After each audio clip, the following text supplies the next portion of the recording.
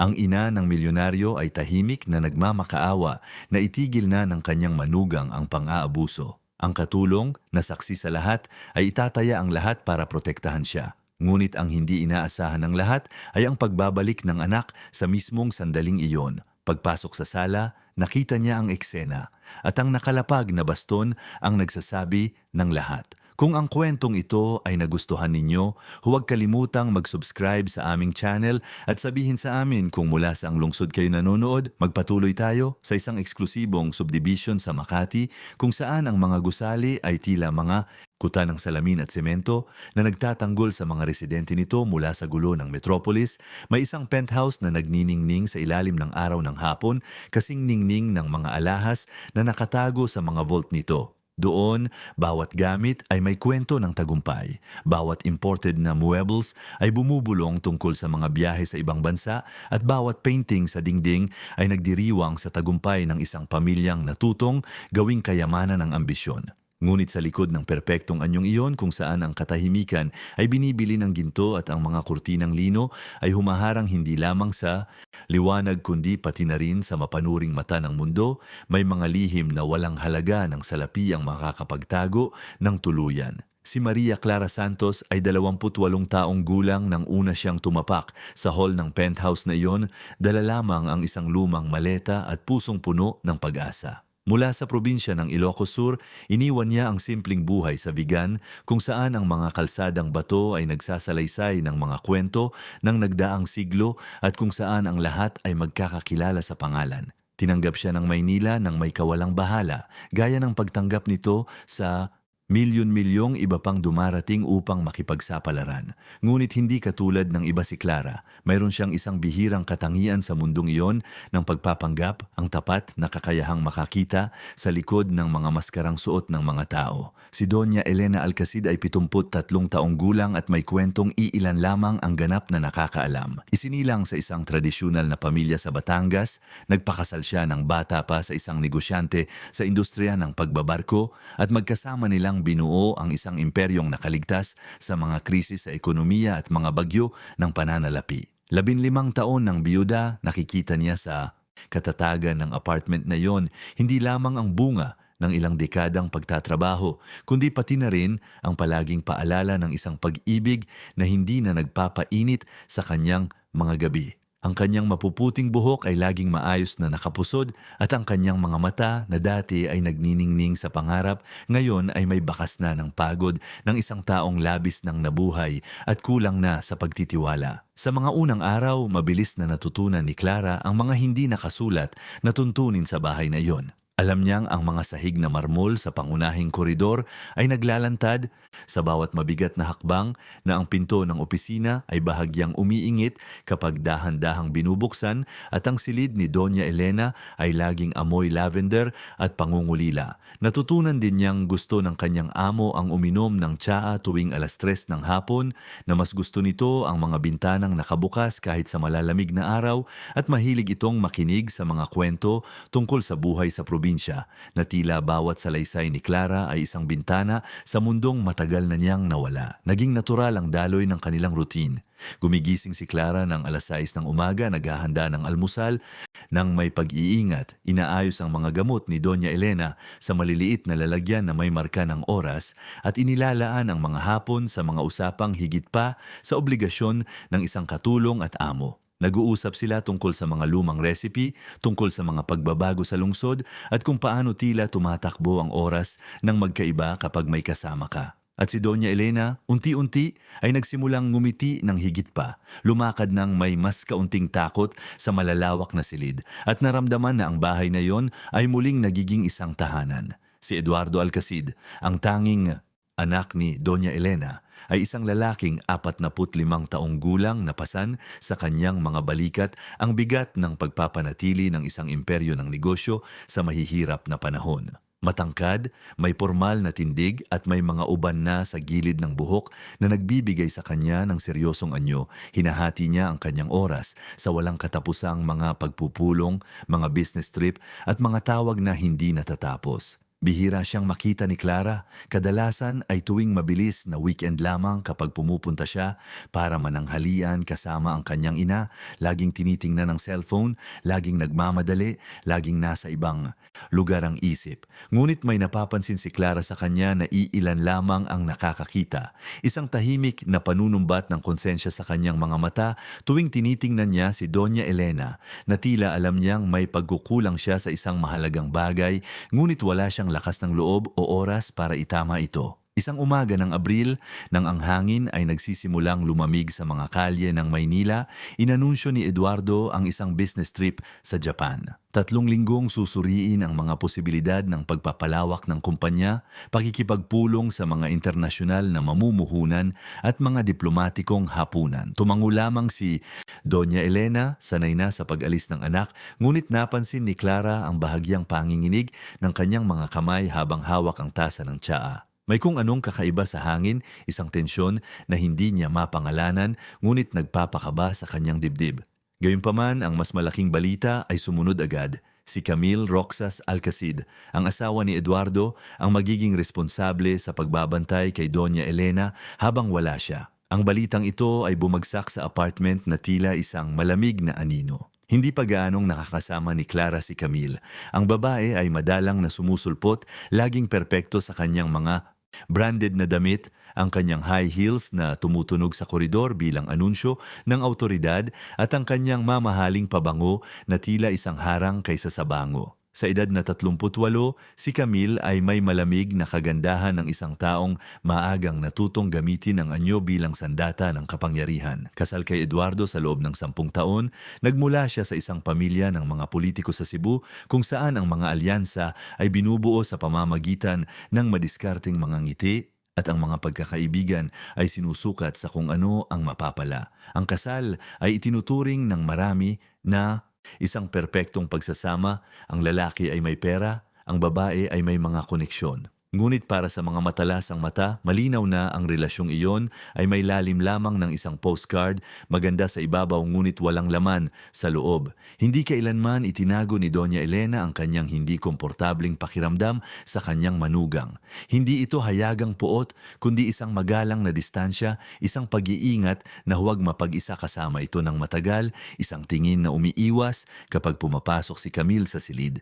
Napansin ni Clara nitong mga nakaraang buwan kung paano nanliliit ang matanda tuwing bumibisita ang manugang, kung paano nagiging pilit ang kanyang ngiti, at kung paano nagiging maikli ang kanyang mga sagot. At mayroon pa, mga maliliit na insidente na naiipon tila mga ulap bago ang bagyo. 3 buwan na ang nakakaraan, nakita ni Clara si Doña Elena na tahimik na umiiyak sa kanyang silid pagkatapos ng pagbisita ni Camille. Nang tanungin niya kung ano ang nangyari, umiling lamang ang matanda at sinabing maayos lang siya, pagod lang daw. Ngunit nakita ni Clara ang pulang marka sa braso nito na tila hinawakan ng napakahigpit. Pagkaraan ng 2 linggo sa isang tanghalian ng pamilya, nagkomento si Camille tungkol sa pagiging malilimutin na raw ni Doña Elena at iminungkahi sa harap ng lahat na baka oras na para pag-isipan ang isang home for the aged kung saan magkakaroon siya ng mas espesyal na pangangalaga. Ang nakakailang na katahimikan na sumunod ay binasag lamang ni Eduardo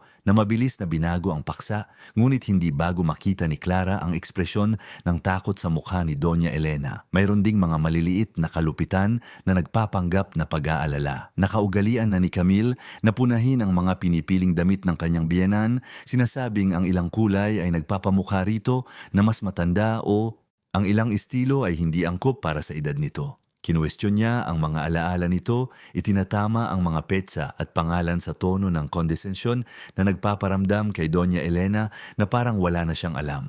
At laging naroon ang malamig na tingin na tila tinitingnan ang matanda hindi bilang isang tao, kundi bilang isang problemang dapat lutasin. Napagtanto ni Clara na hindi lamang siya ang nakapapansin. Si Eduardo, sa kanyang mga sandali ng pagiging naroon, ay tila hindi komportable sa pakikipag-ugnayan ng kanyang asawa at ina, ngunit laging pinipili ang manahimik. Marahil dahil sa kaginhawaan, marahil dahil sa takot na harapin ang katotohanang nangangailangan ng mahihirap na desisyon. Magaling siya sa paglutas ng mga problema sa negosyo, sa pagpirma ng mga kontratang milyon-milyon, sa paghula ng mga trend sa merkado.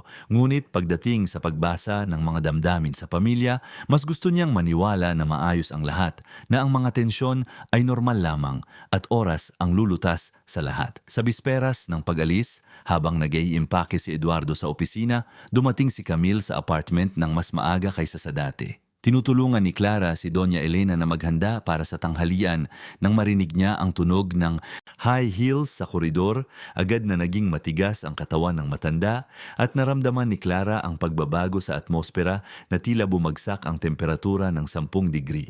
Pumasok si Camille sa silid ng hindi kumakatok, tila siya na ang may-ari ng lugar. Napakaganda niya sa kanyang navy blue na terno na nagpatingkad sa kanyang hubog. Ang kanyang blonde na buhok ay maayos na nakalaylay sa balikat at ang kanyang makeup ay perpektong nagpapakita sa kanyang mga mata. Ngunit ang kanyang ngiti ang nagdulot ng pinakamalaking kaba, isang ngiting hindi umaabot sa mga mata na tila praktisado upang itago ang mga intensyong hindi niya nais ibunyag. Mahal na Elena, kumusta ka? Hiniling sa akin ni Eduardo na dumaan dito para siguraduhing perpekto ang lahat habang wala siya. Alam mo naman kung gaano siya nag-aalala sa iyo. Ang boses ay matamis, halos malapot sa tamis. Ngunit napansin ni Clara ang paninigas ng mga balikat ni Doña Elena, ang paraan ng paghawak nito ng mahigpit sa braso ng upuan. Mabuti ako, Camille. Inaalagaan akong mabuti ni Clara, walang kailangang ipag-alala. Oh, alam kong masipag si Clara. Saglit na tiningnan ng manugang ang katulong, isang tinging mapanghusga at sabay na nagbabaliwala. Pero ang 3 linggo ay matagal na panahon. Mas mapayapa ang isip ni Eduardo kung alam niyang ako mismo ang nagbabantay. Pagkatapos ng lahat, hindi ka na ganun kabata at maaaring may mangyaring hindi inaasahan. Ang komentong iyon ay tila isang nakatagong banta. Napalunok si Clara, nakakaramdam ng matinding pangangailangang protektahan si Doña Elena, ngunit hindi alam kung mula saan. Walang anumang hayagang masama sa sinabi ni Camille, walang maituturo bilang agresyon. Lahat ay banayad, kalkulado at nilagyan ng lason ng kabutihan. Salamat sa iyong pag-aalala, sabi ni Doña Elena sa boses na nagtatangkang maging matatag, ngunit nanginginig sa dulo. Ngunit gaya nang sinabi ko, maayos ang pag-aalaga sa akin. Ngumiti muli si Camille, ang ngiting hindi nagbibigay ng init. Siyempre, Elena, siyempre, gusto ko lang siguraduhin na ang lahat ay nasa ayos. Naiintindihan mo naman, di ba? Ito ay tungkol sa responsibilidad sa pamilya. Pagkaalis ni Camille, nanatiling tahimik si Doña Elena ng mahabang sandali. Lumapit ng dahan-dahan si Clara at hinawakan ang kanyang kamay.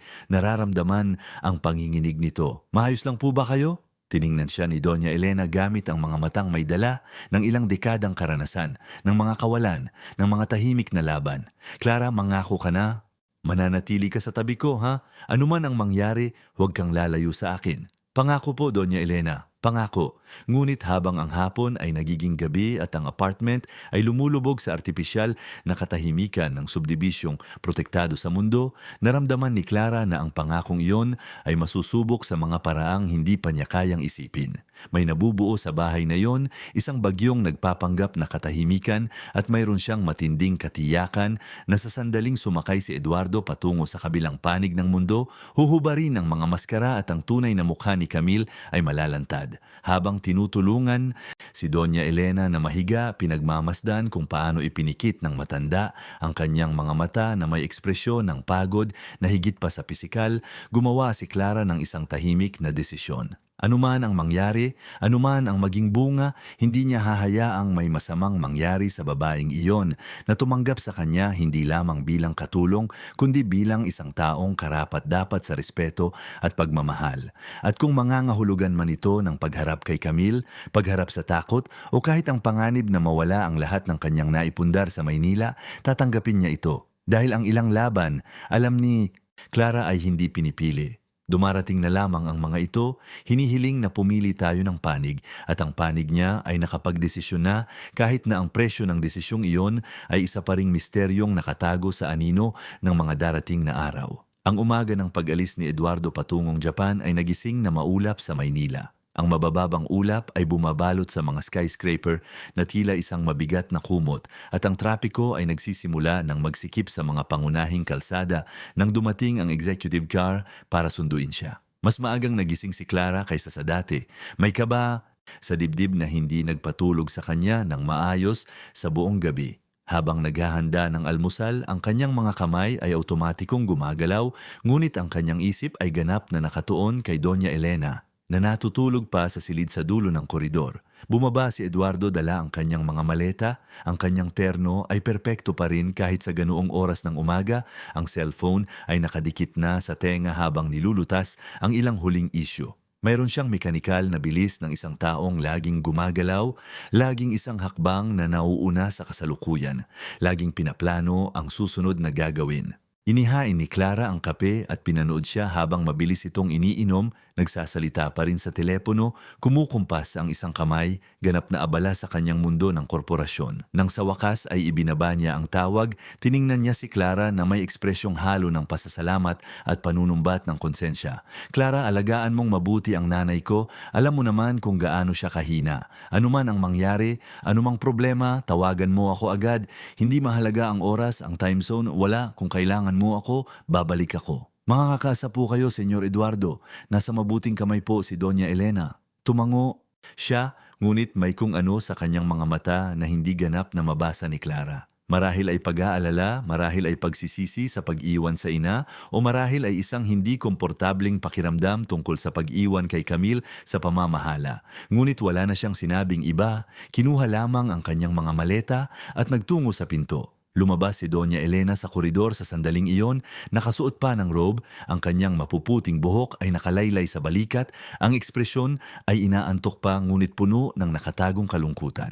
Lumapit si Eduardo, hinalikan ang noo ng ina ng may tapat na pagmamahal at may ibinulong na hindi narinig ni Clara. Tumango lamang ang matanda, sinusubukang ngumiti, ngunit hindi ito umabot sa mga mata. Nang sumara ang pinto sa likuran niya, ang katahimikang bumalot sa apartment ay kakaiba. Tila may isang bagay na nawala, isang hindi nakikitang proteksyon na ngayon ay nag-iwan sa lugar na mas madaling saktan. Nanatiling nakatayo si Doña Elena ng ilang segundo, nakatingin sa saradong pinto at pagkatapos ay huminga ng malalim. Lagi siyang ganyan, Clara. Laging nagmamadali, laging abala. Nung bata pa siya, madalas kong ibiro na nagmamadali siyang lumaki. Ngayon nakikita kong nagmamadali siyang mabuhay. Ngunit nakakalimutan niyang huminto at talagang damhin ang buhay. Dahan-dahang hinawakan ni Clara ang braso ng matanda, ginagabayan siya pabalik sa loob. Magkape na po tayo, Doña Elena. Gagawa po ako ng bibingka na gustong-gusto ninyo. Ang umaga ay lumipas ng may mapanlinlang na katahimikan. Sabay silang nag-almusal sa balkonahe, pinagmamasdan ang paggising ng lungsod sa ibaba, ang mga gusali na dahan-dahang lumilitaw mula sa hamog ng umaga. Nagkwento si Doña Elena tungkol sa kabataan ni Eduardo, kung paano ito naglalaro sa mismong apartment na yon noong maliit pa itong lugar bago ang mga renovation at expansion na naging posible dahil sa pera. May nostalgia sa kanyang boses, ngunit mayroon ding kalungkutan na bumibigat sa bawat salita na tila alam niyang ang mga simpleng araw na iyon ay hindi na kailanman babalik. Nang mag-uumpisa na ang hapon, dumating si Camille. Unang narinig ni Clara ang tunog ng susi sa kandado, pagkatapos ay ang mga tiyak na hakbang sa hall. Tinutulungan niya si Doña Elena sa ilang magaang exercises ng physiotherapy, mga galaw na inirekomenda ng doktor para mapanatili ang paggalaw nang pumasok ang manugang sa sala. Iba na ang itsura ni Camille. Elegante pa rin, perpekto pa rin, ngunit may kung ano sa kanyang tindig na mas mapangangkin, mas dominante. Nakasuot siya ng puting terno na bumagay sa kanyang blonde na buhok at dala ang isang folder ng mga dokumento at isang malaking leather bag. Magandang hapon, Elena. Pumunta ako para tingnan kung kumusta ka at ayusin ang ilang bagay.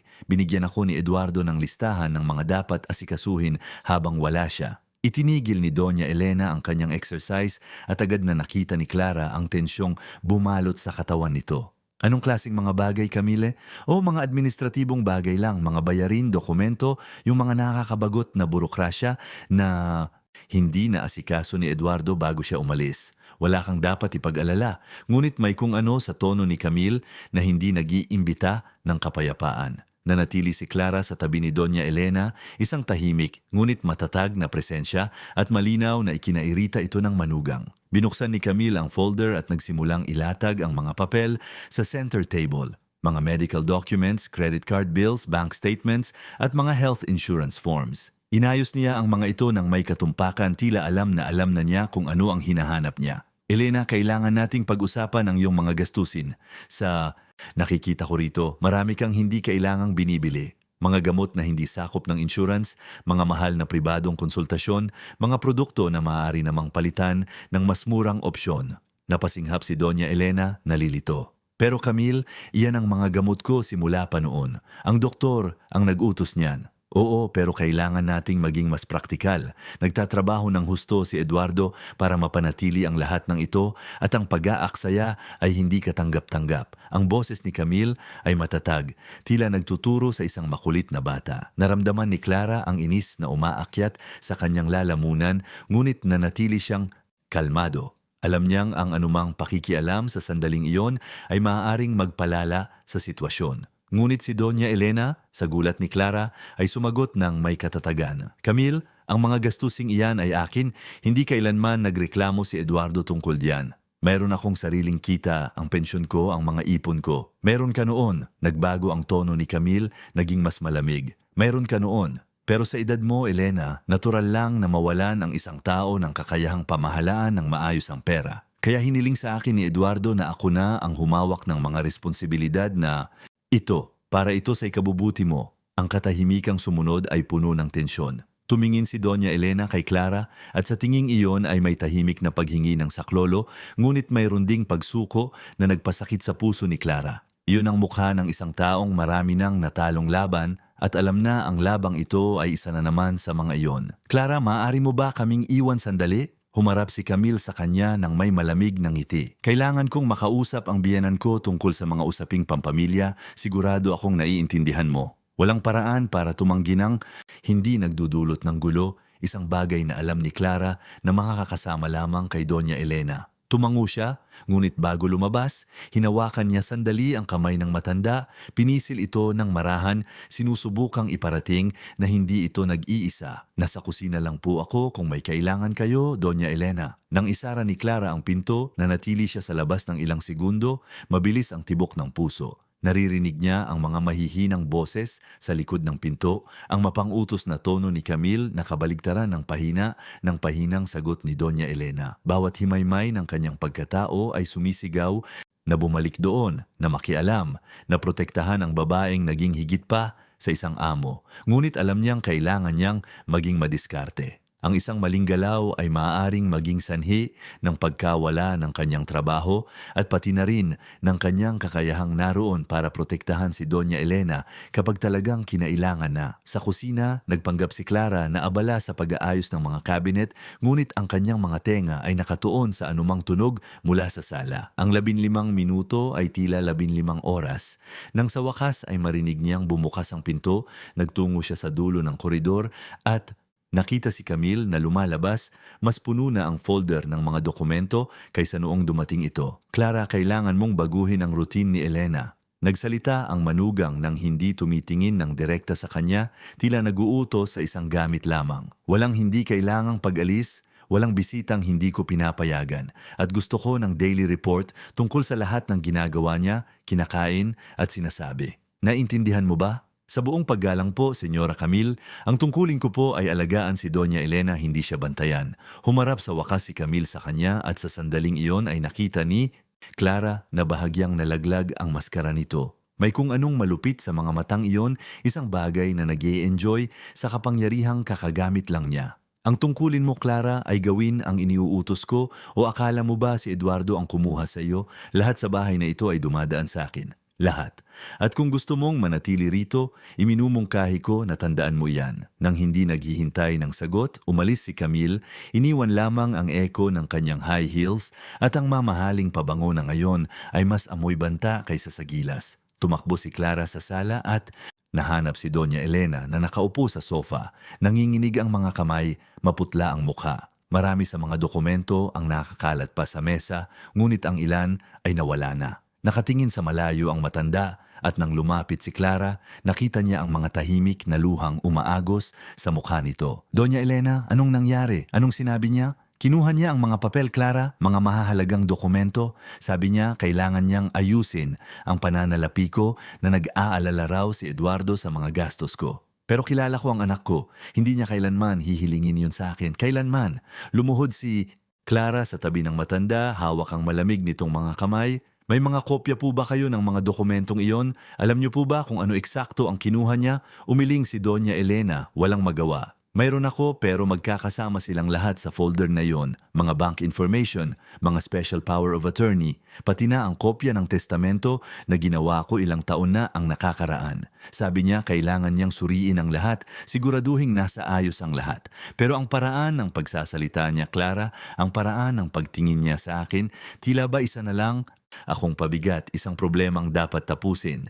May kung anong naputol sa loob ni Clara sa sandaling iyon. Nakikita niya ang matatag at marangal na babaeng nakilala niya na naglalaho sa harap ng kanyang mga mata, naging anino na lamang ng sarili dahil sa mga salitang maingat na pinili para manakit ng hindi nag-iiwan ng bakas. Isang sopistikadong kalupitan nagpapanggap na pag-aalala sa pamilya at dahil doon ay mas mapanganib. Doña Elena, kailangan niyo pong tawagan si Senyor Eduardo. Sabihin niyo po ang nangyayari. Hindi maaari.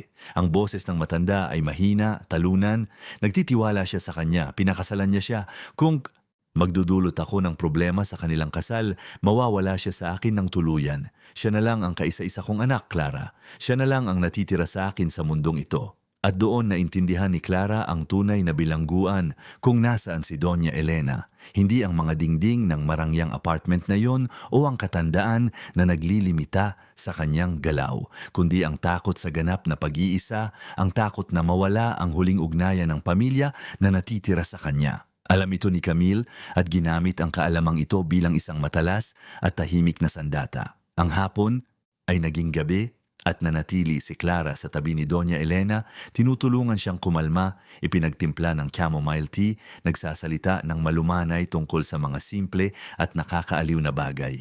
Ngunit sa kanyang isip, habang pinagmamasdan ang matanda na sa wakas ay nakatulog dahil sa pagod ng emosyon, isang katiyakan ang nabubuo tila isang matigas na bato, simula pa lamang iyon. Ipinakita na ni Camille ang kanyang mga kuko, ngunit sinusubukan pa lamang niya ang mga hangganan, sinusukat ang tatag. At kung walang pipigil sa kanya, kung walang may lakas ng loob na humarap sa kanya, ang susunod ay magiging mas malala pa. Tiningnan ni Clara ang telepono sa bedside table. Gustong tawagan si Eduardo agad, ngunit may pumigil sa kanya. Wala siyang ebidensya, salita lamang laban sa salita, at si Camille ay napakagaling sa hindi pag-iiwan ng bakas. Kaya kailangan niyang maging mas maingat, mas mapagbantay. Bawat usapan, bawat galaw, bawat sandaling naroon si Camille, naroon din siya, nagmamasid, nagpoprotekta, nagbabantay. Dahil kung wala ng lakas si Doña Elena na lumaban ng mag-isa, si Clara ang lalaban para sa kanya, anuman ang mangyari. Ang mga araw na sumunod sa pag-alis ni Eduardo ay tila paglalakad sa ibabaw ng basag na salamin. Tuwing umaga, nagigising si Clara na may kaba sa dibdib, hindi alam kung ano ang dala ng araw. Nagtatag si Camille ng routine ng pang-araw-araw na pagbisita, laging sumusulpot sa simula ng hapon. At sa bawat pagbisita, ang atmosfera ay lalong bumibigat, tila ang hangin mismo ay nagiging mahirap langhapin. Kitang-kita ang pagbabago kay Doña Elena. Ang babaeng dati ay nakangiting, nagkukwento ng mga lumang karanasan, ngayon ay oras-oras na nananahimik, nakatingin sa bintana ng walang nakikita. Kumakain siya ng kaunti, kahit ihanda pa ni Clara ang kanyang mga paboritong pagkain. Hindi siya nakakatulog ng maayos, naririnig ni Clara ang kanyang mga balisang hakbang tuwing madaling araw, naglalakad sa koridor tila isang multo sa sariling bahay. At ang pinakamasakit sa lahat ay ang makitang ang liwanag sa kanyang mga mata ay unti-unting namamatay, napalitan ng isang pagsuko na tila nagpatanda sa kanya ng maraming taon sa loob lamang ng ilang araw. Metodiko si Camille sa kanyang kalupitan. Hindi siya sumisigaw, hindi nananakit ng pisikal, ngunit ang kanyang mga salita ay pinipili ng may katumpakan para tamaan kung saan masakit. Nagkokomento siya tungkol sa pagbagal ni Doña Elena, ang pagiging malilimutin, ang pagiging palaasa. Iminumungkahi niya na baka oras na para bawiin ang ilang pribilehiyo at kalayaan na mayroon pa ito. Nagsasalita siya tungkol sa financial responsibility, kung gaano kalaki ang sakripisyo ni Eduardo para mapanatili ang ganoong uri ng pamumuhay. Bawat pangungusap ay isang maliit na saksak na binalot sa gift wrapper. Sinusubukan ni Clara na laging naroon tuwing may pagbisita, ngunit may nakakairitang ugali si Camille na paalisin siya sa kung ano-anong dahilan. Kumuha ng kung ano sa kusina, tingnan kung tuyo na ang labada, ayusin ang gamit sa silid. Laging may paraan para mailayo siya sa sala ng ilang mahahalagang minuto. At sa mga minutong iyon, alam ni Clara may mga bagay na sinasabi na nagpapahina, nagpapatakot at nagpapadurog kay Doña Elena. Isang Huwebes, eksaktong isang linggo matapos umalis si Eduardo, ang lahat ay nagbago. Ang araw ay nagsimula ng may kakaibang init sa Maynila. Ang araw ay tumatama ng malakas sa mga bintana ng penthouse. Si Doña Elena ay galing sa isang mahirap na gabi, madalas na nagigising dahil sa mga bangungot na nagpapalito at nagpapatakot sa kanya. Nanatili si Clara sa tabi niya hanggang magumaga, hawak ang kanyang kamay, mahinang kumakanta ng mga awiting Ilocano na kinakanta ng kanyang lola noon. Sa umaga nagawa nilang magkaroon ng halos normal na routine.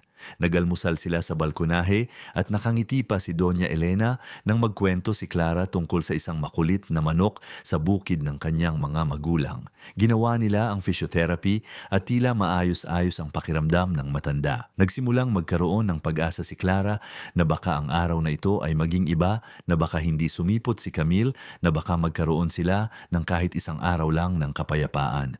Ngunit ang tadhana ay may ibang plano. Dumating si Camille ng tanghali, mas maaga kaysa sa dati, at may kakaiba sa kanya. Ang kanyang mga galaw ay mas marahas, ang kanyang boses ay may iritasyon na hindi maitago, at ang kanyang mga mata ay nagniningning sa galit. Dala niya ang isang malaking bag at, mas malala pa, isang folder na mas puno pa ng dokumento kaysa sa mga nakaraang pagbisita. Elena, kailangan nating tapusin ang ilang mahahalagang bagay ngayon. Ang boses ni Camille ay matalas, wala na ang mga dating pagpapanggap ng kabaitan. Tumawag si Eduardo kanina at nag-aalala siya sa ilang hindi pagkakatugma na nakita ko sa iyong mga records. Si Doña Elena, na nakaupo sa sofa at sumusubok magbasa ng magazine, ay nag-angat ng tingin, nalilito. Anong hindi pagkakatugma? Hindi ko maintindihan. Inihagis ni Camille ang ilang papel sa center table sa paraang halos marahas. Mga gastusing hindi pinayagan, mga pirma sa mga dokumentong hindi mo dapat pinirmahan, mga kaduda-dudang desisyon sa pera. Sa totoo lang, Elena, nagsisimula na akong magduda sa mental capacity mo na pamahalaan ang sarili mong mga gamit. Si Clara, na nasa kusina at nag-aayos ng tanghalian, ay narinig ang tono ng usapan at agad na nagtungo sa sala. Pagdating niya, nakita niyang sinusubukan ni Doña Elena na tumayo mula sa sofa. Kitang-kita ang panginginig habang sumasandal sa braso ng upuan. Paumanhin po, Senyora Camille, pero sa tingin ko po kailangan ni Doña Elena na magpahinga. Hindi po siya nakatulog ng maayos kagabi. Humarap si Camille kay Clara ng may ekspresyon ng matinding pagkamuhi. Walang humihingi ng opinyon mo, Clara, at dahil narito ka na rin lang, pumunta ka sa kusina at ipagtimpla mo ako ng tsaa. At huwag kang babalik hanggat hindi kita tinatawag. May kung ano sa tono ni Camille na iba sa pagkakataong ito. Hindi lang ito autoridad, ito ay banta. Tiningnan ni Clara si Doña Elena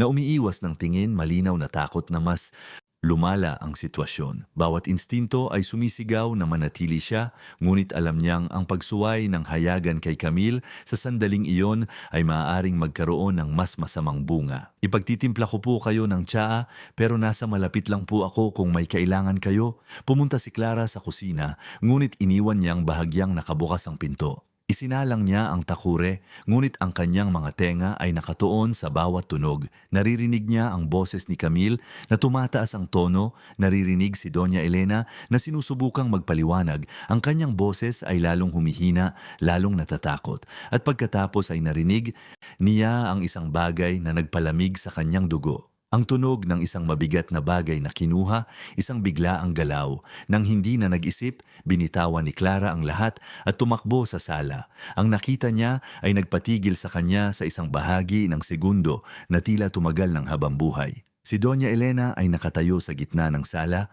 malinaw na nawawala ng balanse, ang kanyang mga kamay ay nakataas sa harap ng katawan bilang depensa. At si Camille ay ilang hakbang lang ang layo sa kanya, hawak ang isang baston na gawa sa kahoy na karaniwang nakatago sa cabinet sa opisina. Isa itong kagamitan para sa stretching exercises, cylindrical, makinis na kahoy, ganap na hindi mapanganib sa normal na sitwasyon. Ngunit sa mga kamay ni Camille na nakataas sa ganoong taas, nakatutok sa isang matandang walang laban, naging isa itong nakakatakot na sandata. Anong ginagawa nyo? Nagawa pang sabihin ni Clara, ang boses ay halos pabulong sa takot. Hindi agad ibinaba ni Camille ang baston. Sa loob ng ilang segundong tila walang katapusan, nanatili siya roon, ang mga mata ay nakatitig kay Doña Elena na nagsimula ng manginig ng husto. Hindi ito para mamalo, napagtanto ni Clara ng may matinding kilabot. Ito ay para manakot, para ipakita ang kapangyarihan, para ipamukha kung sino ang nag-uutos at sino ang dapat sumunod.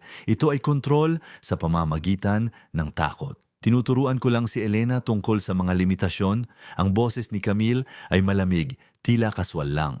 Ang mga taong kasing edad niya ay kailangang makaintindi na hindi nila pwedeng gawin ang lahat ng gusto nila. Kailangan nila ng istruktura, ng disiplina. Naramdaman ni Clara na gumalaw ang kanyang mga binti bago pa man maproseso ng kanyang utak ang desisyon. Sa 3 hakbang ay nasa pagitan na siya ni Camille at Doña Elena. Ang mga braso ay nakabukas bilang pisikal na proteksyon.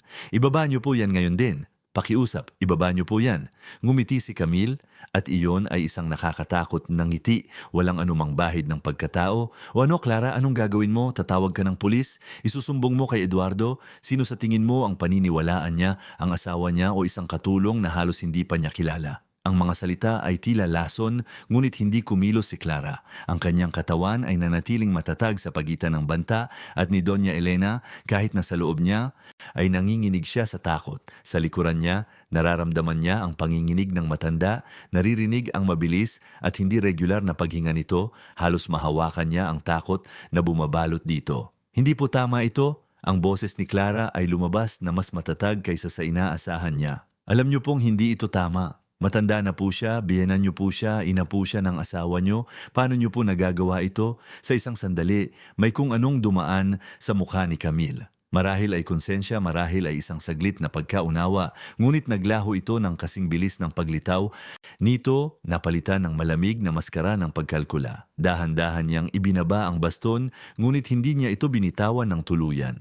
Hawak pa rin niya ito, hinahaplos ang makinis na kahoy gamit ang mga daliri, tila humahaplos ng isang baril. Hindi mo naiintindihan kung paano tumatakbo ang mundo, Clara. Ang kanyang boses ngayon ay tila nagtuturo sa isang bata. Ang mga taong mahihina ay kailangang kontrolin para sa sarili nilang ikabubuti.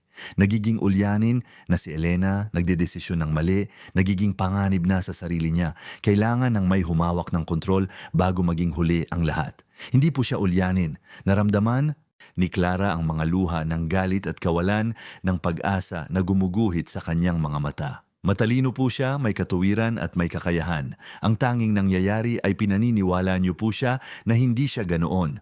Ang katahimikang sumunod ay puno ng tensyong sasabog na. Humakbang si Camille pasulong at instintibong umatras si Clara, dahan-dahang itinutulak si Doña Elena sa likod. Doon ginawa ni Camille ang isang bagay na mas malupit pa kaysa sa pagtaas ng baston. Sa isang kalkulado at malamig na galaw, binitawan niya ang baston sa sahig, kung saan ito bumagsak ng may tuyong tunog na umalingaw-ngaw sa sala. Pagkatapos bahagya siyang yumuko, tila may ibubulong na lihim at nagsalita ng sapat na malakas para marinig ni Doña Elena. Elena, mahal kong biyenan, sa tingin ko oras na para pag-usapan ang iyong kinabukasan. May mga magagandang lugar para sa mga taong kasing edad mo, may mga profesional na nag-aalaga, mga nurse bawat oras, mga aktibidad na may gabay, mga lugar kung saan hindi ka magiging pabigat sa kahit kanino. Seryosong pinag-iisipan ni Eduardo ang opsyong iyon, alam mo ba? Hiniling niya sa akin na mag-research. Sabi niya pagod na siyang mag-alala. Hindi, ang salita ay lumabas mula kay Doña Elena, tila isang desperadong bulong. Hindi iyon gagawin ni Eduardo, hindi niya iyon gagawin. Lalong lumapit si Camille at kailangang gamitin ni Clara ang lahat ng kanyang lakas para hindi siya itulak palayo. Hindi gagawin, sigurado ka ba? Kailan ang huling beses na talagang naglaan siya ng oras sa iyo, Elena? Kailan ang huling beses na pinili niyang narito kaysa sa isang meeting, sa isang biyahe? Akala mo ba talaga mag-aalinlangan siyang ilagay ka sa isang lugar kung saan ibang tao ang mag-aalaga sa iyo para lumaya na siya sa lahat ng guilt na nararamdaman niya? Ang mga salita ay purong lason, pinili para wasakin, para putulin ang huling hibla ng pag-asa na mayroon pa si Doña Elena. At gumana ito. Naramdaman ni Clara ang paglambot ng katawan ng matanda sa likuran niya, narinig ang isang pigil na hikbi, naramdaman ang bigat ng isang ganap na pagkatalo. "Tigil na po!" Sigaw ni Clara, ang kanyang boses ay tuluyan ng nabasag. "Wala po kayong karapatang sabihin ang mga bagay na yan. Wala po kayong karapatang wasakin siya ng ganyan." Umatras si Camille, ngunit ang kanyang ngiti ay ngiti ng tagumpay. "Hindi ako nagwawasak, nagiging makatotohanan lang ako. At ikaw, Clara, dapat ka nang magsimulang maghanap ng ibang trabaho. Dahil kapag si Elena ay dinala na sa kung saan siya dapat naroroon, hindi ka na kailangan dito." Kasabay ng mga salitang iyon, kinuha niya ang kanyang bag, inayos ang buhok ng may pagmamayabang at naglakad patungo sa pinto. Bago lumabas, lumingon siyang muli. At para malinaw lang, kung susubukan mong sabihin ang anumang bersyong baluktot nito kay Eduardo, titiyakin kong hindi ka na makakahanap ng trabaho sa buong Maynila. May mga koneksyon ako, may impluensya ako, isang salita ko lang at babalik ka sa probinsya mong hindi mo na dapat nilisan. Sumara ang pinto sa likuran niya at ang katahimikang naiwan ay nakakasakal. Dahan-dahang lumingon si Clara kay Doña Elena at nahanap ito na nakaluhod sa sahig. Ang mga kamay ay nakatakip sa mukha. Ang katawan ay yumayanig sa tahimik na hikbi.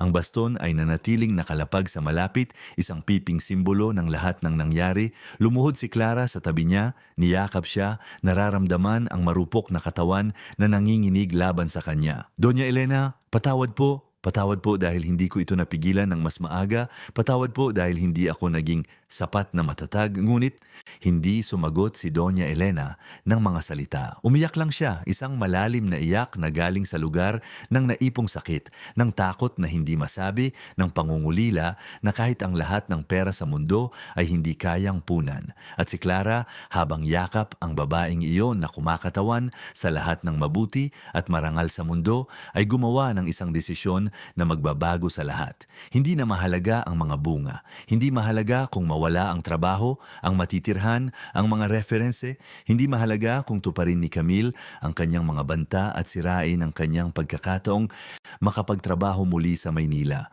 Wala nang mahalaga roon. Ang mahalaga ay ang babaeng nasa kanyang mga braso, nanginginig sa takot at kawalan ng saklolo. Ang mahalaga ay gawin ang tama kahit na ang presyo ay masyadong mataas. "Doña Elena, makinig po kayo." Hawak ni Clara ang mukha ng matanda ng may kabaitan, pinupuwersa itong tumingin sa kanyang mga mata. "Sasabihin po natin kay Senyor Eduardo, sasabihin po natin ang lahat. At narito lang po ako sa tabi niyo, anuman ang mangyari. Naintindihan niyo po ba ako? Hindi po kayo nag-iisa.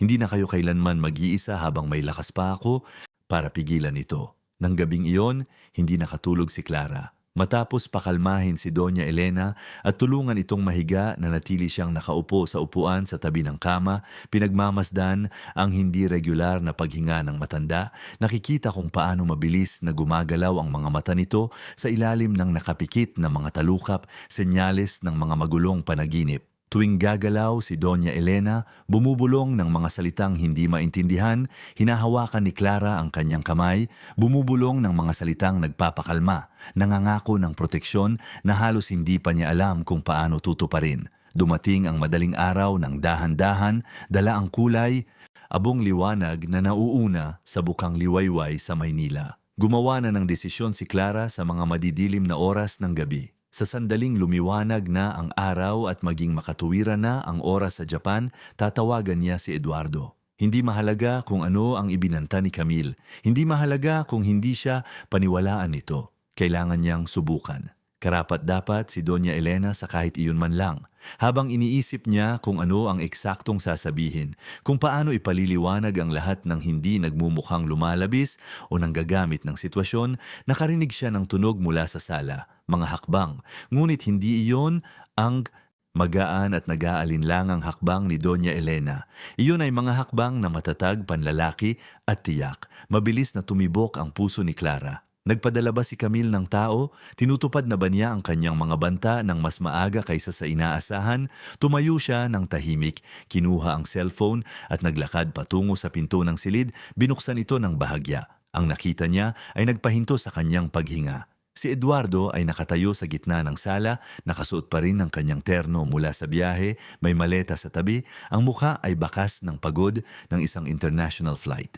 Ngunit hindi lang ito pagod. May kung ano pa sa kanyang ekspresyon, isang malalim na pag-aalala na nagpapakunot sa kanyang noo habang tinitingnan ang paligid ng apartment. Senyor Eduardo? Lumabas si Clara sa silid, maingat na isinasara ang pinto para hindi magising si Doña Elena. Nagbalik po kayo? Akala ko po 2 linggo pa bago kayo umuwi. Humarap ito sa kanya at nakita ni Clara sa kanyang mga mata ang isang tindi na hindi pa niya nakita kailanman. May mali, Clara. Nararamdaman ko. Sinubukan kong tawagan ang nanay ko kagabi ilang beses pero hindi niya sinasagot. Tinawagan ko si Camille at sinabi niyang maayos lang ang lahat, na natutulog lang ang nanay ko. Pero may kung ano sa boses niya, hindi ko maipaliwanag, may bumabagabag sa akin ng husto. Kinansela ko ang mga meeting, sumakay sa unang flight na available at dumiretso rito mula sa airport. Naramdaman ni Clara ang mga luhang nagbabadyang pumatak. Tila isang dam na sasabog na sa loob niya, lahat ng tensyong naipon sa linggong iyon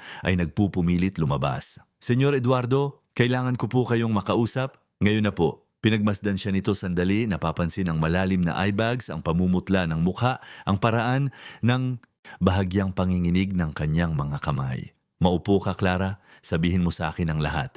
At isinalaysay niya. Nagsimula siya mula sa unang araw pagkaalis nito nang simulan ni Camille na kontrolin ang mga dokumento ni Doña Elena. Nagkwento siya tungkol sa mga pang-araw-araw na pagbisita na nagpapahina sa matanda, tungkol sa mga malupit na komento na nagpapanggap na pag-aalala, tungkol sa kung paano kinuha ni Camille ang mga mahahalagang papel sa bahay. At pagkatapos, sa boses na nababasag, ikinuwento niya ang nangyari kahapon tungkol sa baston, tungkol sa mga banta, tungkol sa kung paano nadurog si Doña Elena pagkatapos. Nakinig si Eduardo sa lahat ng walang kibo. Nagbabago ang kanyang ekspresyon sa bawat revelasyon mula sa hindi paniniwala hanggang sa pigil na galit, pagkatapos ay pagsisisi at sa wakas ay sa isang bagay na tila matinding sakit.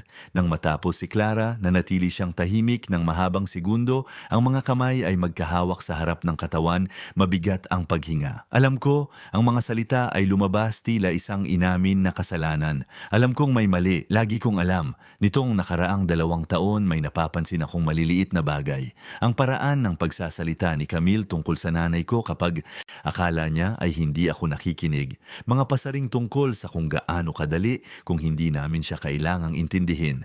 Mga tinging tumatagal ng 1 segundo kaysa sa dapat, pero binaliwala ko. Sinabi ko sa sarili ko na guni-guni ko lang iyon, na stress lang sa trabaho ang dahilan kung bakit ako nakakakita ng problema. Bigla siyang tumayo at naglakad patungo sa bintana, nakatingin sa lungsod na nagsisimula ng magising sa ibaba. At alam mo ba kung ano ang mas masama, Clara? Ang bahagi ng pagkatao ko na ayaw tumingin. Dahil kung titingnan ko, kailangan kong may gawin.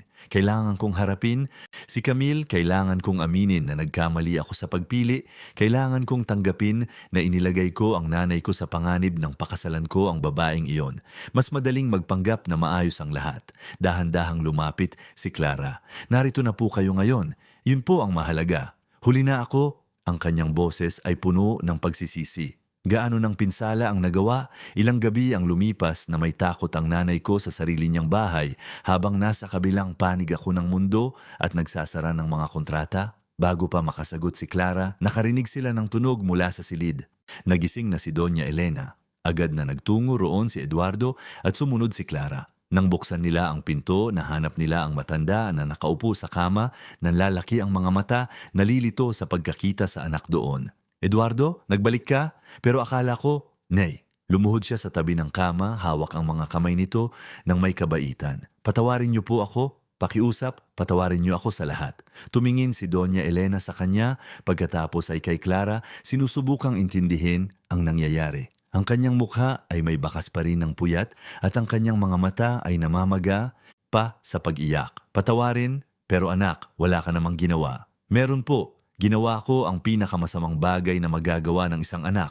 Iniwan ko kayong mahina. Iniwan ko kayong mag-isa kasama ang isang taong hindi na dapat kailanman nakapasok sa pamilyang ito. Doon bumukas ang pinto sa labas. Dumating na si Camille, gamit ang kanyang mga susi gaya ng dati, handa para sa isa na namang araw ng pagbisita. Ang kanyang high heels ay nag-anunsyo ng kanyang presensya bago pa man siya lumitaw sa koridor. Nang pumasok siya sa silid at nakita si Eduardo doon, ang kanyang mukha ay mabilis na nagbago ang ekspresyon, gulat, kaba At pagkatapos ay ang maskara ng isang nag-aalalang asawa na gamit na niya. Eduardo, mahal, nagbalik ka. Bakit hindi mo ako sinabihan sinundo sana kita sa airport? Lumapit siya para halikan ito, ngunit umiwas si Eduardo, dahan-dahang tumatayo mula sa pagkakayukod sa tabi ng kama ng ina. Camille, kailangan nating mag-usap. Ang boses niya ay malamig, kontrolado, ngunit may agos ng galit sa ilalim nito. Napasinghap siya, nalilito sa tono. Siyempre mahal, tungkol saan? Tungkol sa mga ginagawa mo rito habang wala ako. Tungkol sa kung paano mo itinuring ang nanay ko. Tungkol sa mga dokumentong kinuha mo. Tungkol sa nangyari kahapon. Bahagyang nagbago ang mukha ni Camille. Hindi tuluyang nahulog ang maskara ngunit nagkaroon ito ng mga lamat. Hindi ko alam ang sinasabi mo. Pumupunta ako rito araw-araw para alagaan si Elena gaya ng hiling mo. Mahirap, nagiging mas lito na siya, mas mahirap ng pakitunguhan, pero sinubukan ko ang lahat. Humakbang si Clara pasulong. Hindi po totoo yan, alam niyo pong hindi. Humarap si Camille sa kanya na may mga matang tila naglalabas ng kuryente. Ngayon naiintindihan ko na. Ibinalik niya ang tingin kay Eduardo. Pinuno ng katulong na, tuwang ulo mo ng mga kasinungalingan, di ba? Binalaan kita na mangyayari ito, obsessed siya sa nanay mo, gusto niyang maging indispensable, malamang ay naghahangad ng kung anong pera. Tigil, ang boses ni Eduardo ay humiwa sa hangin tila isang talim. Tigil na sa pagsisinungaling, Camille. Nakausap ko na si Clara, narinig ko ang lahat. At bago mo ipagpatuloy ang kwentong iyan, gusto kong sabihin mo sa akin kung ano eksakto ang sinabi mo sa nanay ko kahapon. Salita por salita. Nag-alinlangan si Camille. Yun ang unang pagkakataon na nakita siyang tunay na hindi sigurado. Hindi ko na matandaan, eksakto. Normal na usapan lang tungkol sa pag-aalaga, tungkol sa responsibilidad. Kumuha ka ng baston. Humakbang si Eduardo patungo sa kanya. Kumuha ka ng baston at tinakot mo ang isang babaeng 73 taong gulang. Ang nanay ko, at pagkatapos ay nagsalita ka tungkol sa paglalagay sa kanya sa isang institusyon. Sabihin mo sa akin, Camille, kailan ko ba hiniling sa iyo na mag-research tungkol doon? Kailan ko ba ipinahiwatig na gusto kong itapon ang sarili kong ina? Ang katahimikang sumunod ay nakakabingi. Binuksan ni Camille ang kanyang bibig para sumagot, isinara itong muli, at pagkatapos ay ang kanyang ekspresyon ay ganap na nagbago, nahulog ang maskara. Ang natira ay purong galit, walang filter. Gusto mo bang malaman ang totoo, Eduardo? Ang totoo ay pagod na ako. Pagod na akong magpanggap na gusto ko siya, pagod na akong pumunta rito at umakting na tila may pakialam ako, pagod na sa lahat ng sarswelang ito ng masayang pamilya. Ang nanay mo ay laging naging pabigat, laging naging hadlang at oo, kinuha ko ang baston na yon. Hindi para mamalo, kundi para ipakita kung sino ang boss dito. Para linawin na wala na siyang halaga, kundi isang matandang istorbo na nakaharang sa daan. Wala lang ba si Elena sa'yo? Halos hindi makontrol ni Eduardo ang kanyang boses. Nanay ko siya ang babaeng nagpalaki sa akin, ang bumuo ng lahat ng mayroon ako ngayon. Paano mo nagagawang magsalita ng ganyan tungkol sa kanya? Dahil iyan ang totoo, halos sumigaw si Camille. At alam mo ba kung ano pa ang totoo? Hindi mo rin siya talaga minahal. Kung mahal mo siya, hindi ka maglalagi sa opisina kaysa rito. Kung mahal mo siya, hindi mo kailangan ng katulong para alagaan siya. Pareho lang tayong wala rito, ang pagkakaiba lang ay tapat ako tungkol doon. Ang mga salita ay bumagsak na tila mga bomba sa silid.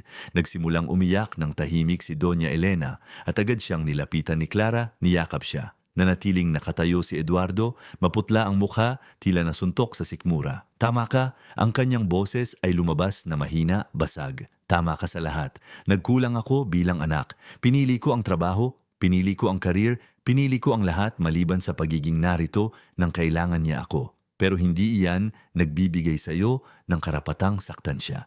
Hindi iyan nagbibigay sa iyo ng karapatang takutin siya sa sarili niyang bahay. Nag-cruise, ang mga braso ni Camille, ang mukha ay puno ng panghahamak. At anong gagawin mo tungkol diyan, Eduardo? I-divorce ako? Sige, sana handa ka sa laban sa korte na darating. May mga magagaling akong abogado, may mga koneksyon ako, at may mga ebidensya ako na pinabayaan mo ang nanay mo ng maraming taon. Kaya kong baligtarin ito laban sa iyo ng napakadali. Umatras si Eduardo, tila kailangan ng pisikal na distansya mula sa babaeng akala niya ay kilala niya. Umalis ka, ngayon din, kunin mo ang mga gamit mo at lumayas ka sa bahay na ito. May kagalakan, lumingon si Camille, ngunit bago lumabas, nagpakawala siya ng huling malupit na tingin sa lahat ng nasa silid. Pero hindi pa ito tapos, malayo pa sa pagtatapos, pagsisisihan niyo ito. Nang sumara ang pinto sa likuran niya, ang katahimikang naiwan ay iba na. Hindi ito kapayapaan kundi ginhawa. Tila isang mabigat na pasanin ang naalis sa hangin. Bumalik si Eduardo sa tabi ng ina, lumuhod muli sa tabi ng kama. Nay, patawad po. Sobrang patawad po. Gagawa ako ng mas mabuti. Pangako po, gagawa ako ng mas mabuti. Si Doña Elena habang ang mga luha ay umaagos sa muka ay hinawakan ang mukha ng anak gamit ang nanginginig na mga kamay. Anak, nagbalik ka. Yun lang ang mahalaga. Nagbalik ka. Ngunit may isang huling bagay na kailangang lutasin. Humarap si Eduardo kay Clara. Iniligtas mo ang nanay ko nung nagkulang ako, nung nawala ako, nung ipinikit ko ang mga mata ko sa nangyayari na natili ka. Pinrotektahan mo siya. Paano kita pasasalamatan sa ginawa mo? Umiling si Clara. Hindi niyo po kailangang magpasalamat, Senyor Eduardo. Ginawa ko lang po ang dapat gawin ng kahit sinong matinong tao. Hindi. Ang boses nito ay matatag. Maraming tao ang hindi gagawa niyan. Maraming tao ang pipiliing manahimik. Ang seguridad ng trabaho, ang takot sa gulo. Pero pinili mo ang tama kahit itinaya mo ang lahat. At hindi ko iyon kailanman makakalimutan. Doon naalala ni Eduardo ang isang bagay. Kinuha ni Camille ang mga dokumento rito, sabi mo, Clara, alam mo ba kung saan niya itinago ang mga iyon? Hindi po, pero nabanggit niya na kailangan niyang ayusin ang pananalapi ni Doña Elena. Baka iniwan niya lang dito sa paligid. Nagsimula silang maghanap, una sa sala, pagkatapos sa opisina. Si Doña Elena, kahit mahina pa ay gustong tumulong, ang nakakaalala sa cabinet. Lagi siyang nagtatago ng mga gamit sa cabinet sa guest room. Sabi niya walang tumitingin doon. Binuksan ni Eduardo ang cabinet at nakatago sa ilalim ng mga lumang kumot, nahanap niya ang isang kahon. Sa loob nito ang mga dokumento na nagbunyag ng higit pa sa inaasahan nila. Mga gamot na may mga expired na reseta na hindi kailanman ni-renew, mga medical reports ng mga check-up na dapat sana ay ibinigay kay Eduardo, ngunit hinarang ni Camille at isang dokumento na nagpalamig sa dugo ni Eduardo. Isang admission form para sa isang nursing home, bahagya ng napunan ng mga detalye ni Doña Elena, may petsang 3 buwan na ang nakakaraan. Matagal na niyang pinaplano ito. Hawak ni Eduardo ang mga papel gamit ang nanginginig na mga kamay.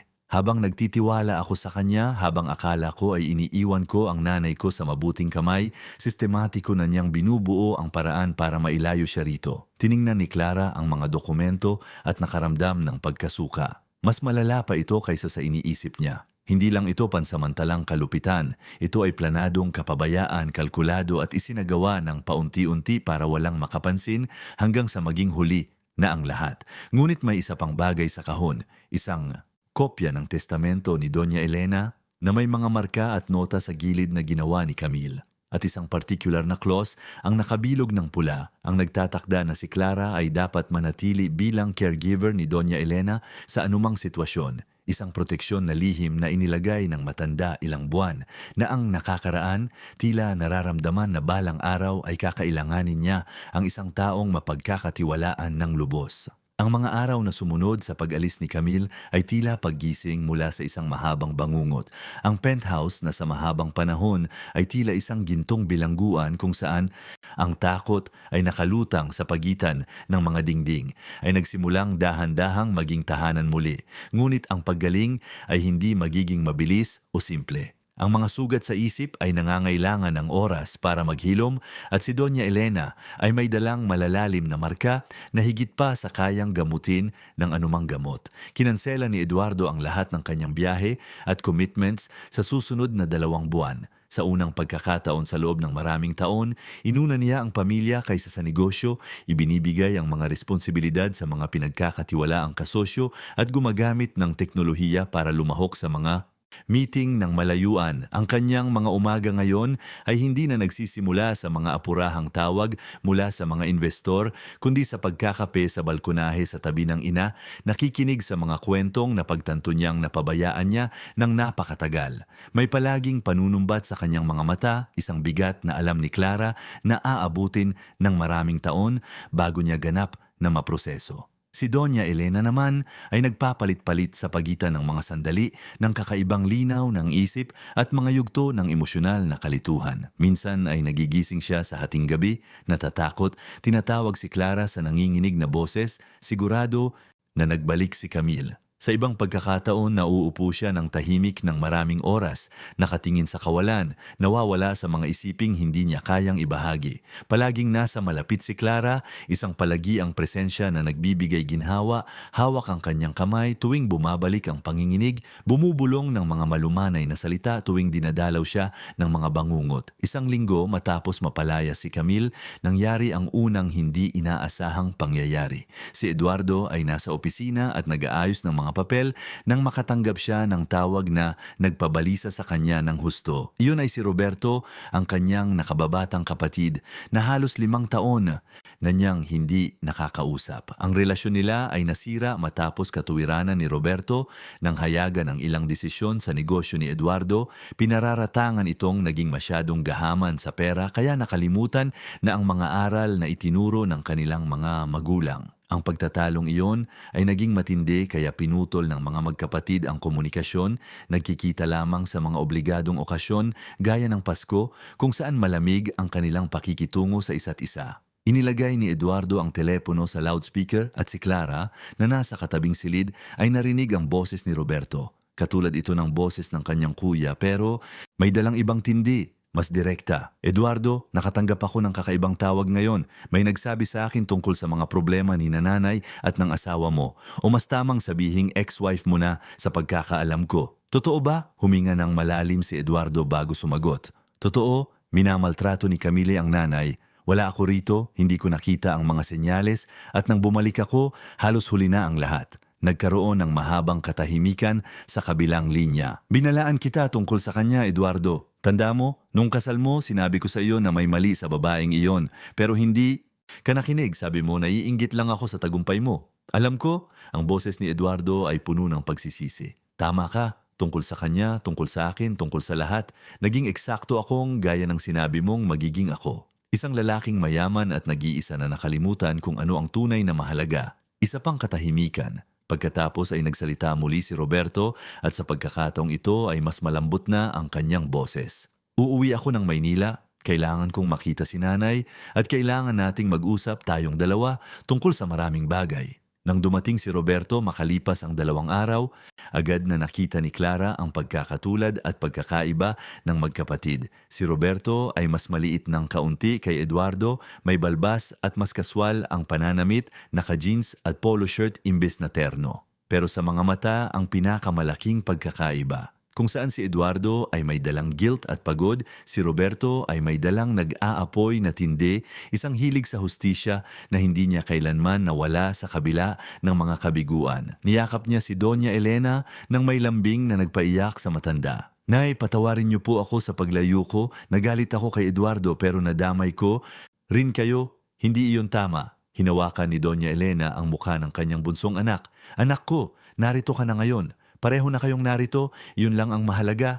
Ngunit hindi lang pumunta si Roberto para makipagkasundo. May dala siyang impormasyon na nagpabago sa pananaw ng lahat. Bilang isang abogado na dalubhasa sa family law at proteksyon ng mga mahihina, sinaliksik niya si Camille sa sandaling nalaman niya ang nangyari. At ang natuklasan niya ay nakakabahala. Eduardo, hindi baguhan si Camille sa ganito. Inilatag ni Roberto ang mga dokumento sa mesa. May pattern siya. Bago kanya nakilala, 2 beses na siyang nakasal. Parehong mga biyudo, ang mga asawa, mayayaman at may mga matatandang magulang. Sa parehong kaso, ang mga matatanda ay kalaunang inilagay sa mga institusyon at si Camille ay nakakuha ng malalaking bahagi ng mana sa pamamagitan ng mga divorce settlements na maingat na pinlano. Naputla si Eduardo. Sinasabi mo bang pinili niya ako dahil lang may matanda akong ina? Sinasabi ko na mayroon siyang modus operandi. Magpakasal sa mga lalaking matagumpay na napapabayaan ang kanilang pamilya, makuha ang tiwala, ihiwalay ang mga matatanda, gumawa ng sitwasyon para ma-institutionalize sila at pagkatapos ay kumita mula roon. Kalkulado ito, metodiko at, mas masama pa, technically legal sa maraming kaso. Si Clara habang nakikinig ay nakaramdam ng kilabot. Tama si Doña Elena sa lahat ng oras. Hindi ito paranoia, hindi ito kalituhan ng isip. Iyon ay instinct para mabuhay sa harap ng isang mandaragit. Doon dumating ang isang registered mail. Anonymous ito ngunit ang laman ay pasabog. Isang babaeng nagngangalang Clarissa na nagtrabaho bilang caregiver ni Doña Elena 2 taon na ang nakakaraan. Ang sumulat ng detalyado tungkol sa kung paano siya pinilit ni Camille na baliwalain ang ilang pangangailangan ng matanda na mag-report ng mali tungkol sa mental state nito at makilahok sa kwento na nawawalan na ng kakayahan si Doña Elena na alagaan ang sarili. Nang tumanggi si Clarissa at nagbantang magsusumbong kay Eduardo, sinisanti siya sa ilalim ng mga maling paratang ng pagnanakaw. Nanahimik siya dahil sa takot, ngunit nang mabalitaan niyang nalantad na rin sa wakas si Camille, nagkaroon siya ng lakas ng loob na magsalita. Binasa ni Eduardo ang sulat ng malakas at sa bawat talata ay lalong nagdidilim ang kanyang ekspresyon. Nang matapos siya, tiningnan niya ang ina na may mga matang puno ng luha. Ilang tao ang sumubok na balaan ako, ilang senyales ang binaliwala ko. Ipinatong ni Roberto ang kamay sa balikat ng kuya. Ang mahalaga ngayon ay kung anong gagawin mo mula rito. At iminumungkahi ko na maghanda tayo dahil hindi tatanggapin ni Camille ang pagkatalong ito ng madali. Tama siya, 1 linggo makalipas, nakipag-ugnayan ang mga abogado ni Camille, nagsasampa siya ng kasong defamation laban kina Eduardo at Clara, sinasabing nagkuntsabahan sila para sirain ang kanyang reputasyon sa pamamagitan ng mga maling paratang. Humihingi siya ng malaking halaga ng pera at kalahati ng mga ari-arian, kabilang ang porsyento ng magiging mana ni Doña Elena base sa mga clause sa prenuptial agreement na maingat niyang minanipula ilang taon na ang nakakaraan. Ang laban sa korte ay tatagal ng maraming buwan, paliwanag ni Roberto, pero mayroon silang isang bagay na hindi inaasahan ni Camille, konkretong ebidensya. Ang mga nakatagong dokumento, ang testimonya ni Clarissa, at ngayon pati na rin ang pattern ng pag-uugali sa mga nakaraang kasal. Bukod dito, nakipag-ugnayan din si Roberto sa isa sa mga dating biyenan ni Camille, isang babaeng 80 taong gulang na hanggang ngayon ay traumatized pa sa karanasan at handang tumistigo. Habang nagaganap ang mga legal na aspeto, ang buhay sa penthouse ay nagsimulang makahanap ng bagong ritmo. Kumuha si Eduardo ng isang therapist na dalubhasa sa psychological trauma para tulungan si Doña Elena. Ang mga session ay mahirap, madalas na nagiiwan sa matanda na pagod, ngunit unti-unti niyang napoproseso ang kanyang mga naranasan. Napapangalanan ang mga takot na dati ay masyadong malaki para sabihin ng malakas. Sumasama si Clara sa ilan sa mga sesyon na ito sa hiling ni Doña Elena. At sa isa sa mga sesyon na iyon, may mahalagang obserbasyon ang therapist. Hindi lang trauma mula kay Camille ang dinaranas ni Doña Elena. May dala siyang mga taon ng naipong pangungulila. Ang pakiramdam na pabigat siya sa anak, ang paniniwalang nawalan na siya ng halaga dahil sa tanda. Ginamit lang ni Camille ang mga sugat na dati nang naroon. Si Eduardo, na naroon sa sesyon na yon, ay kailangang lumabas ng silid para huminahon. Nang bumalik siya, mapula ang kanyang mga mata. Ilang taon kong binuo ang isang imperyo, nagsasara ng mga deal na milyon-milyon, kinikilala sa mga business magazines. Pero nabigo ako sa kaisa-isang bagay na tunay na mahalaga, ang iparamdam sa nanay ko na mahal siya at mahalaga siya. Hindi pa huli ang lahat, sabi ng therapist, ng malumanay. Ang pagsisisi ay magiging kapaki-pakinabang lamang kung hahantong ito sa pagbabago. At nagbago si Eduardo, hindi sa loob ng isang gabi kundi patuloy, araw-araw. Inayos niya ang kanyang buong buhay, tumangging bumalik sa baliw na bilis ng dati. Nagsimula siyang mananghalian kasama ang ina araw-araw, nakikinig sa mga pangarap nito noon sa kung ano ang gusto nitong gawin sa natitirang panahon at magkasama silang gumawa ng listahan. Mga lugar na gusto niyang puntahan, mga recipe na gusto niyang matutunang lutuin muli, mga librong gusto niyang basahin. Ang relasyon ni na Eduardo at Roberto ay unti-unti ring gumaling. Naglalaan sila ng mahabang gabi sa pag-uusap, minsan ay nagtatalo pero laging may katapatan. Tinulungan ni Roberto si Eduardo na makita kung paano ang paghahabol sa tagumpay sa pera ay naging pagtakas mula sa emosyonal na kahinaan. Tinulungan naman ni Eduardo si Roberto na intindihin na hindi lahat ng tagumpay ay walang laman, na posibleng magkaroon ng pareho, tagumpay sa trabaho at makabuluhang ugnayan sa tao. Sa isa sa mga gabing iyon ng pag-uusap, nang nakainom na sila ng kaunting alak at wala na ang mga harang sa damdamin, sa wakas ay binuksan ni Roberto ang kanyang puso. Eduardo, kailangan kong sabihin sa iyo ang isang bagay na hindi ko kailanman nagkaroon ng lakas ng loob na sabihin. Nung pumanaw si tatay, sobrang lito ko, sobrang takot. Ikaw ang panganay, ang matatag, ang kumuha sa lahat ng hindi nag-aalinlangan. Hinahangaan kita ng sobra dahil doon, pero kinamumuhian din kita ng kaunti. Dahil tila hindi mo kailangan ng kahit sino, hindi ka nagpapakita ng kahinaan habang ako ay nadudurog sa loob. Tiningnan ni Eduardo ang kapatid ng may gulat. Nadudurog din ako noon, Roberto. Ang pagkakaiba lang ay natutunan ko itong itago ng maayos. May kailangang magpatakbo ng lahat. Magpanatili sa kumpanya, mag-asikaso sa mga bayarin, kaya nilunok ko ang sakit ko at nagpatuloy, pero may kapalit yon na wala ang kakayahan kong makaramdam ang kumonekta. Naging isa akong mahusay na makina pero walang laman. Nagyakap ang magkapatid ng gabing iyon, umiiyak nang magkasama sa unang pagkakataon mula noong ilibing ang kanilang ama. 15 taon na ang nakakaraan. Tila isang pader na binuo ng paisa-isang piraso, sa loob ng maraming dekada ang tuluyan ng gumuho. Pinapayagan silang maging dalawang magkapatid na lamang na nagmamahalan, na nawalan ng landas, pero ngayon ay may pagkakataon ng bumuo ng isang bagay na totoo. Si Doña Elena, nasaksi sa pagkakasundong iyon, ay naramdaman din ang paghilom ng kanyang kalooban. Sa loob ng maraming taon ay dinala niya ang guilt na hindi niya napanatiling magkasundo ang mga anak matapos mamatay ang asawa. Ngayon, nakikita silang magkatabi sa balkonahe, tumatawa sa mga lumang alaala at nagpaplano ng kinabukasan.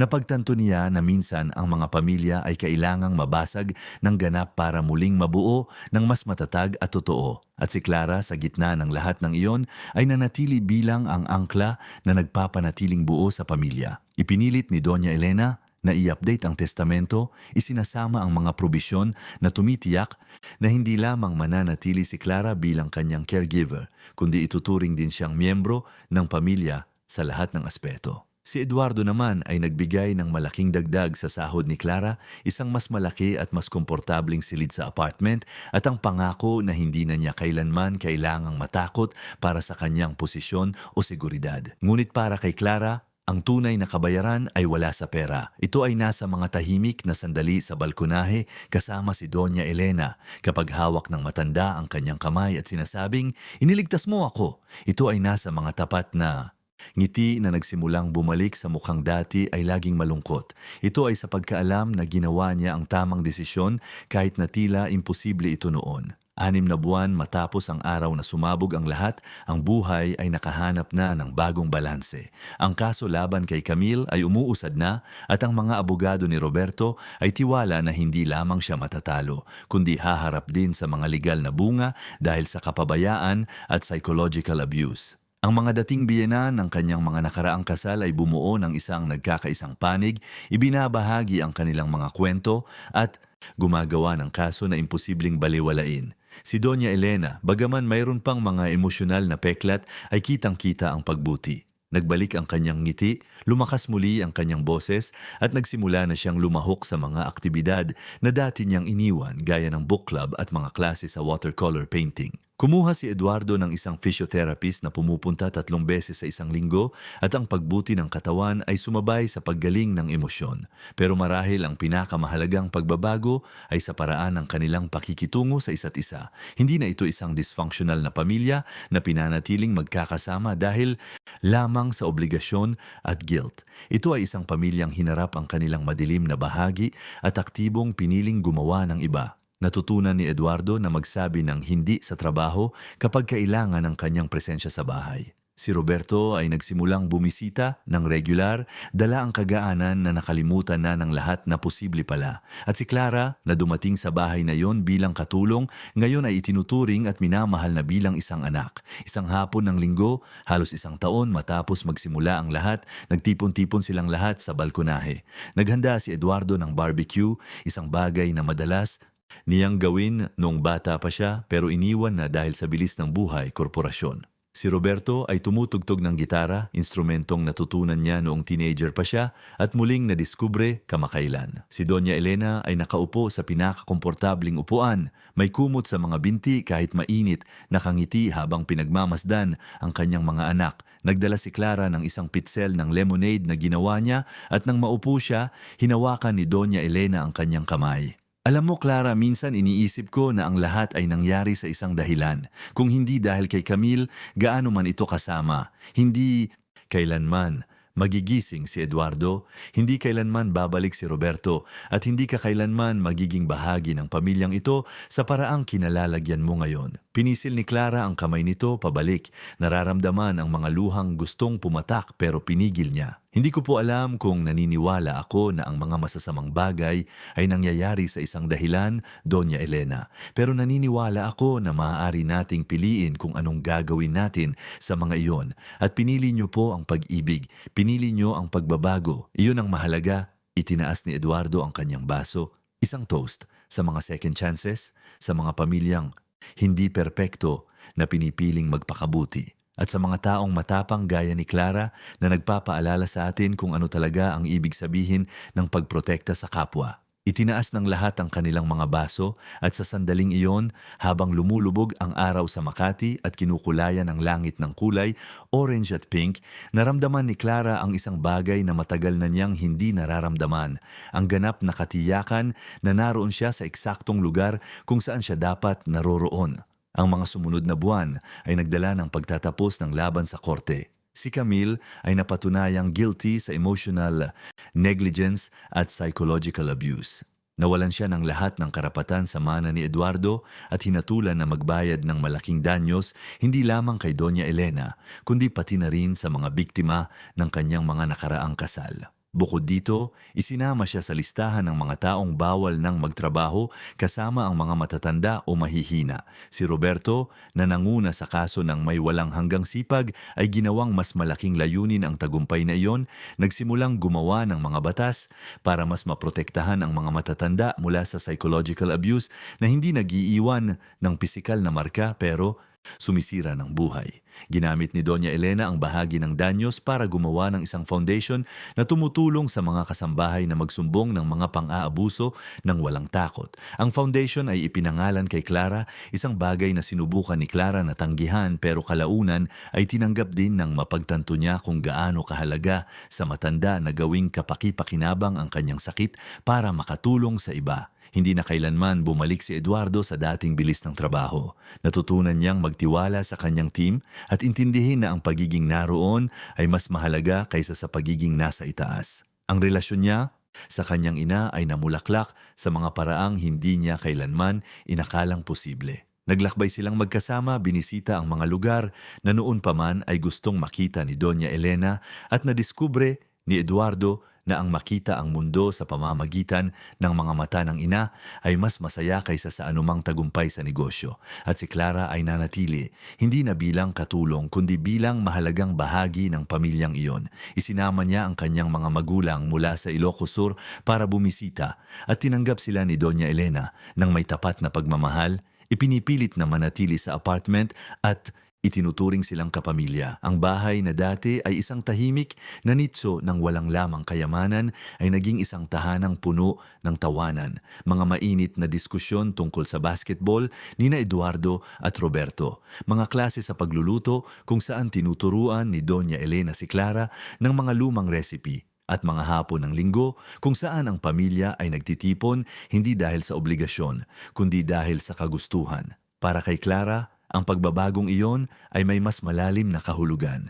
Dumating siya sa Maynila sa edad na 28, takot at walang seguridad, dala lamang ang isang maleta at ang pangarap na makabuo ng mas mabuting buhay. Nagtrabaho siya sa 3 magkakaibang bahay bago dumating sa mga Alcacid, laging itinuturing ng may kawalang bahala, laging hindi nakikita, laging isa lamang na bahagi ng makinarya ng bahay. May mga sandaling halos sumuko na siya, halos bumalik na sa vegan, tinatanggap na baka hindi siya para sa malaking lungsod. Ngunit tunay siyang nakita ni Doña Elena, hindi bilang isang katulong kundi bilang isang tao. At nang dumating ang sandali na kailangang pumili sa pagitan ng sariling kaligtasan at paggawa ng tama, nadiskubre ni Clara sa loob niya ang isang katapangan na hindi niya alam na mayroon pala siya. Ang desisyong iyon na tumayo sa pagitan ni na Camille at Doña Elena ay hindi lamang nagpabago sa buhay ng matanda. Binago rin nito ang buhay niya. Pinatunayan niya sa sarili na mas mahalaga siya kaysa sa lagi nilang pinaniniwala sa kanya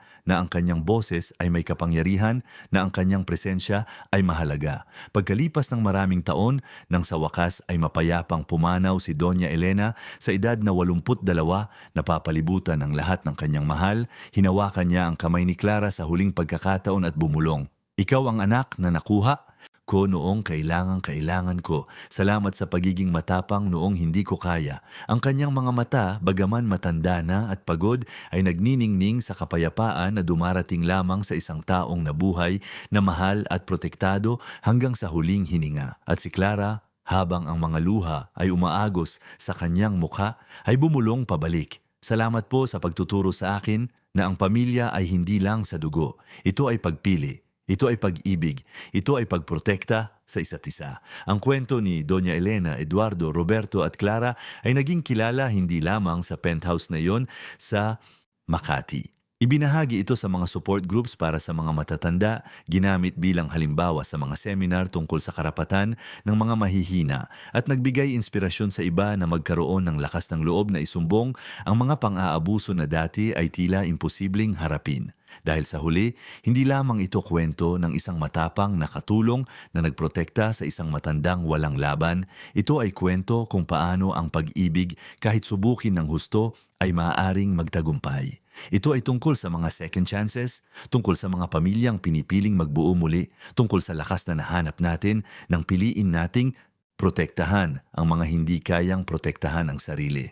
At higit sa lahat, isa itong paalala na minsan ang taong pinakahindi napapansin sa silid ay ang tanging may sapat na lakas ng loob na gawin ang tama kahit na ang presyo ay tila masyadong mataas para bayaran. Wakas ang kwento. Mga minamahal naming tagapakinig, umaasa kaming ang kwento ni na Doña Elena, Eduardo at Clara ay nag-iwan ng marka sa inyong mga puso. Kung naantig kayo sa paglalakbay na ito ng katapangan, pag-ibig at muling pagbubuo ng pamilya, i-like ang video na ito, mag-subscribe sa aming channel at sabihin sa amin sa comments kung ano ang pinakatumatak sa inyo sa kwentong ito. Araw-araw, naghahatid kami ng mga ganitong klasing salaysay na nagpapakita ng lalim ng kaluluwa ng tao at nagpapaalala sa atin na kahit sa pinakamadilim na sandali, ang liwanag ng pag-asa at dignidad ay maaaring magtagumpay. Hihintayin namin kayo sa susunod na episode.